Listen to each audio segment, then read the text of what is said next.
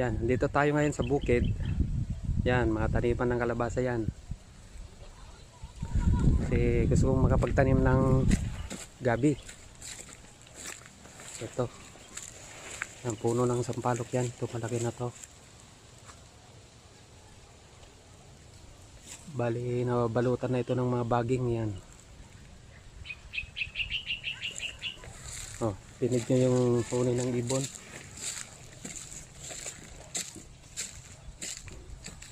Tatanim tayo ng gabi.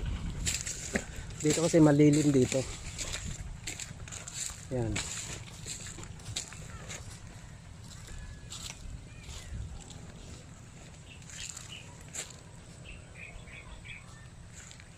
Yan. Itong puno na to ng mangga, yan mango, about 50 years na to. Malaki. Yung mahugat niya.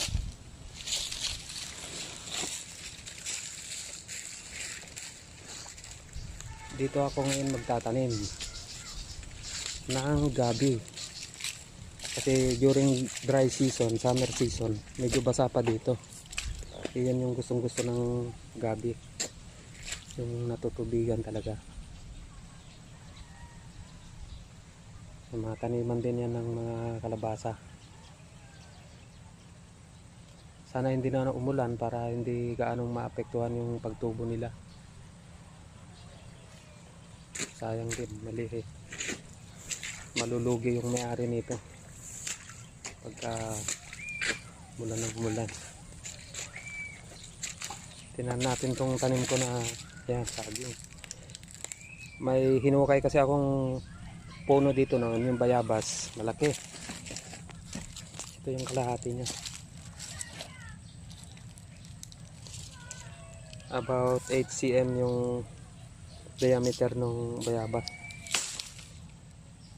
Ayan, pinalit ko yung saging. Ayan, meron pang isang saging dito.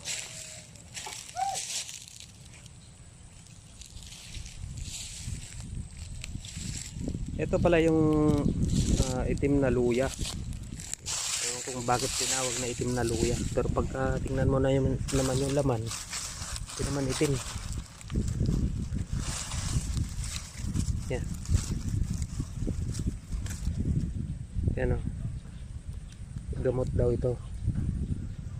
Herbal plant.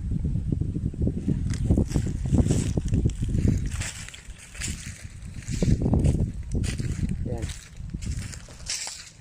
Bali ang gagawin natin, tutukin lang natin yung ito, may wagang tungkod. Dala ko yung may wagang tungkod.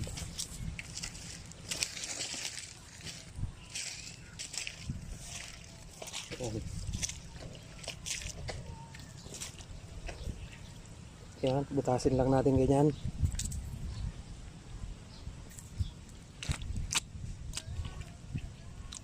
Walang problema sa gaano kakon yung distansya niya. Kalayo. Yan, about 10 cm o 10 to 15.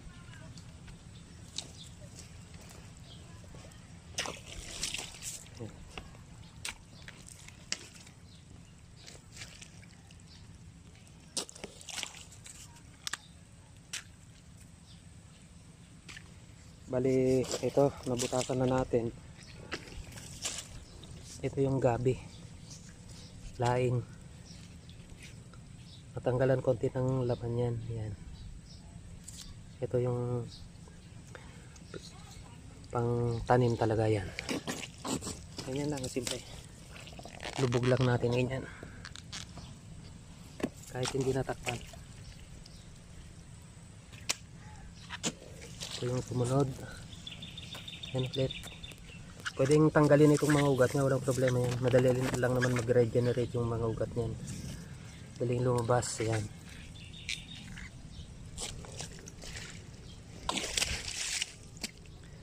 Ito. Yan, takpan natin konti para hindi tumumba. Yan.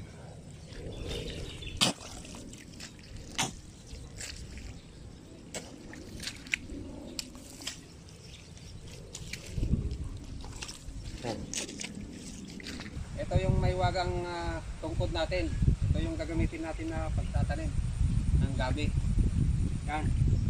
Bubutasin lang natin ganyan. Tapos tayo tatanim.